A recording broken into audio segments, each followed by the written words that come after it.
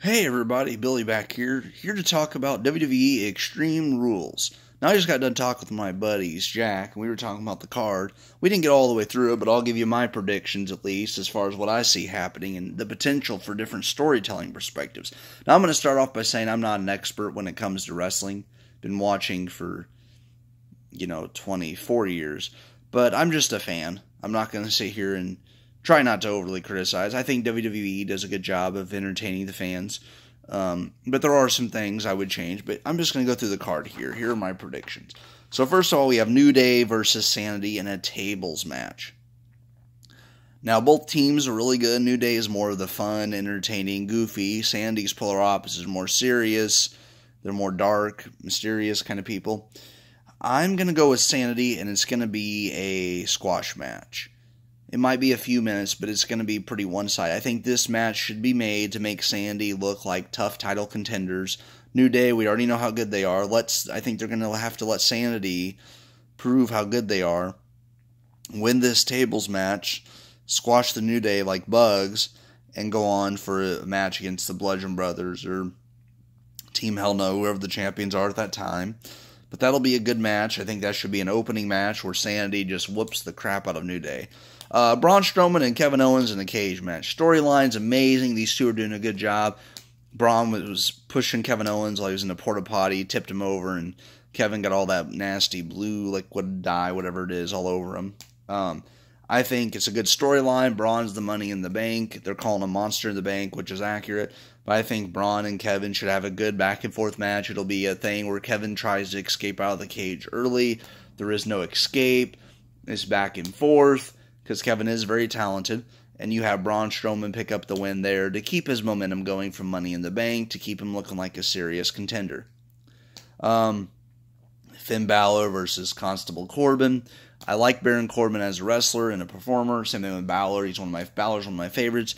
I think, though, they're going to try to make something come of this with Corbin, maybe. It's like he's Stephanie McMahon's ears, keeping Kurt Angle on his toes as general manager. Okay, I kind of like it, but do something more with it, hopefully. I think Finn Balor picks up that win, but I think it's going to make Corbin look good. I think Corbin may have he has some talent. He may pull out some of his big moves. I think Balor wins, but I think Corbin puts up a heck of a fight, and it makes Corbin get back on the map as far as being a future title contender, because he has that talent. And I think they need to showcase that. Next, we have Jeff Hardy versus Shinsuke Nakamura for the U.S. title. Jeff, they say, been having a little bit of back issues. He hasn't been able to use the Swanton Bomb. Okay, love Jeff Hardy. I'm proud of how far he's come from his recovery on a personal and physical level. I think Nakamura wins this, finally give him a title run, a U.S. title, mid-card, see how he does with it, and then maybe eventually give him a real title run that he deserves. Nakamura is very talented wrestling-wise. I think they need to change his character up just a little bit. He's okay as a heel. I just think they need to change that up a little bit. Next up, we have Roman Reigns versus Bobby Lashley. Non-title match. Potentially number one contender deal. Bobby's came back. They haven't let him do much with his character, but he's a heck of a performer. He's got a lot of strength. So does Roman. Roman, I like what they're doing with him. They gave him 2 matches on Raw there. He was kind of in 2 tag team matches there. They're making him that tough guy that doesn't need anybody else to have his back. That's something they could do. I think Roman wins, takes on Lesnar, finally wins. Maybe he gets cashed in on, loses to Braun. But here's the thing. You could have Ron, Dean, and Seth, or Roman. I don't know why I called him Braun. Okay, so Roman, Seth, and Dean, you could have those 3 decide. We still have respect for each other. We were the Shield, but let's let the best man become champion. So those 3 kind of feud for a while, trade for the title. At this point, Brock's gone from the company. We'll say Roman was champion. So you have Roman, Dean, and Seth going for the title. And then Braun cashes in. Let's say he cashes in at SummerSlam. Holds the title for a while, whatever.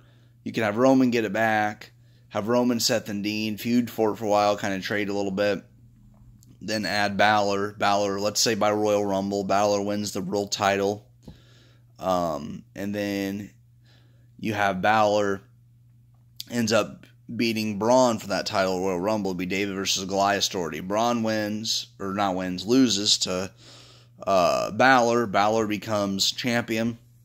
A Royal Rumble. He beats him in the rematch. McIntyre wins number one contenders elimination chamber. You have Balor versus McIntyre next year's WrestleMania. You could have it be Balor finally gets the title back that he never lost. McIntyre is re-energized from coming back, and you let those two go back and forth. McIntyre wins. But anyways, for Extreme Rules, I'm going to go ahead and give it to Roman in that one. You have Dolph Ziggler versus Seth Rollins, Intercontinental title match, 30-minute Iron Man match. There are not two stars right now that I do not want to see, that I want to see more than Dolph Ziggler and Seth Rollins. Those two really good wrestlers. Ziggler being the underrated one, that's amazing talent, always has been, deserves more credit than what he gets. Rollins is on fire right now as a performer, one of the best in the company, if not the best, besides Styles. He's up there with him, though. Ziggler and Rollins, they go back and forth. Maybe he goes to sudden death or the last minute. Rollins hits his finisher. McIntyre pulls Ziggler's foot on the rope without the referee seeing. Rollins takes out McIntyre, and then boom, Ziggler nails the zigzag, picks up that win, keeps his title. You let Rollins move on to the world title picture that he deserves. So that starts the whole thing with Ambrose coming back, him, Roman, and Seth kind of all feuding for the title, and then you throw in other people. Next, we have the Bludgeon Brothers versus Team Hell No. Love to see the Bludgeon Brothers against Sanity eventually. I think what you have happen here is have Team Hell No put up a hell of a fight, but lose, keep Hell No together for a while. I think they're building a slow build towards The Miz and Daniel Bryan in next year's WrestleMania to start that out. You have Team Hell No against the Bludgeon Brothers. Maybe The Miz cost Team Hell No the titles, so that starts that whole thing a little bit.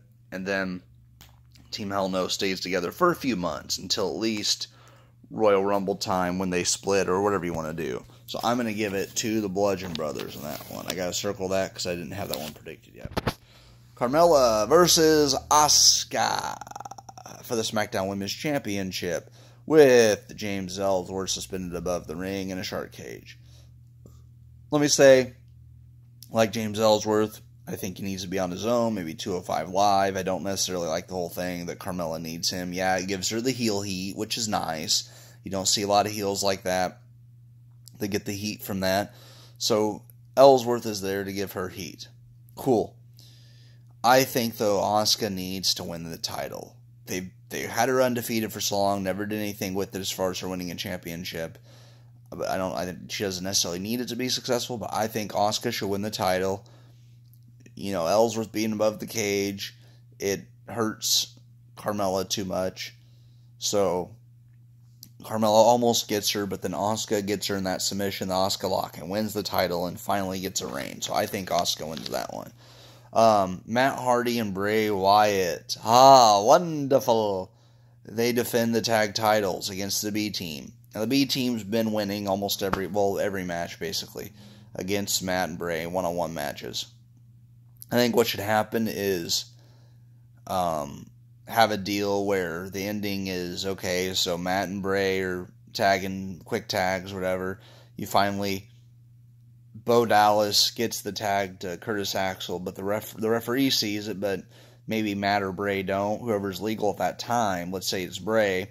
Bray comes in, he's taken on Bo. Bo gets the tag to Axel. Referee sees it, Bray doesn't because he's like looking the other way. So he hits Sister Abigail on Bo Dallas, and then Curtis Axel gets the finisher and pins him. So you have the B team win the tag titles, let this re-energized idea work, let these two finally show the talent they actually have. The B team gets the win and actually showcases what they can do. Next, Nia Jax versus Alexa Bliss for the Raw Women's Championship in Extreme Rules match. I've gained a lot more respect for Alexa Bliss. I didn't used to like her. There were a lot of rumors that she was bad and everything. As a person, she's not. Starting to learn that she's actually a decent person. I watched that table for three for Trish, Alexa, and Lita. I'm starting to become a fan of hers. I like Nia Jax as well.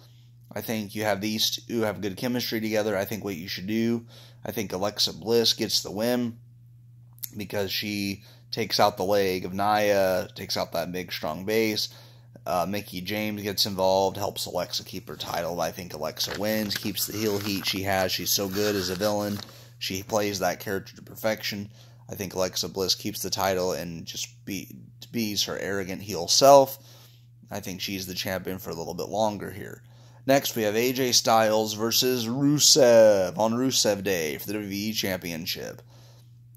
AJ Styles is going to win this one, I have a feeling, just because he's the cover of the video game, 2K19, and there are other feuds for him to have. I think a Daniel Bryan thing, or maybe a Miz deal where Miz wins and then Bryan beats him next year's WrestleMania will be good, or you have Daniel Bryan versus AJ Styles in next year's WrestleMania. That'd be a dream match to close the show. I think AJ Styles wins, but they're going to make Rusev look good. Rusev is so talented. Really, he is. Rusev has so much talent as far as from wrestling perspective goes. He's a bigger guy, but he can move around like a lightweight. He has that Moshkov kick.